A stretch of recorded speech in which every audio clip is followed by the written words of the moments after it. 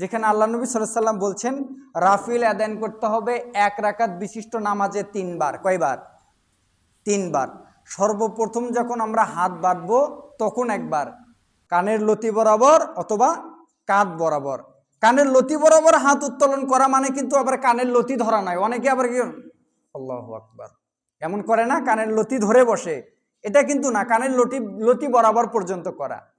দ্বিতীয়ত হচ্ছে রুকুতে যাওয়ার পূর্বে এবং রুকু থেকে ওঠার পরে। কয়বার হলো? 3 বার। 1 রাকাত বিশিষ্ট নামাজে রাফিল আদান করতে হয় 3 বার। কয়বার?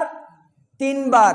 2 রাকাত বিশিষ্ট নামাজে রাফিল আদান করতে হয় 5 বার। কয়বার? 5 বার। কথা বলবেন। 1 রাকাত বিশিষ্ট নামাজে রাফিল আদান করতে হয় 3 বার।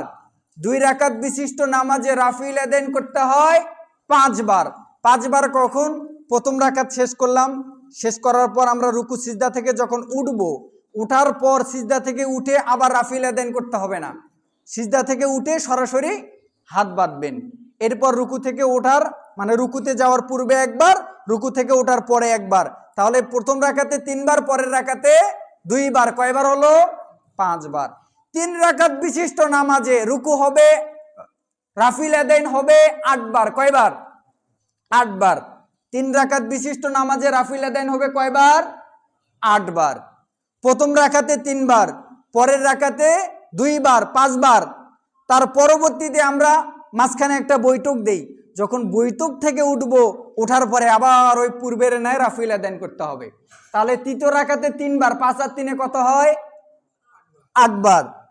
4 রাকাত বিশিষ্ট নামাজে রাফিল আদান করতে হয় 10 বার। কয়বার? 10 বার।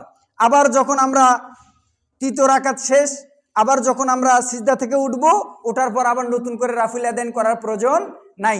শুধু সিজদাতে যাওয়ার রুকুতে যাওয়ার পূর্বে একবার, রুকু থেকে ওঠার পরে একবার। মোট 4 রাকাত বিশিষ্ট নামাজে রাফিল আদান করতে হয়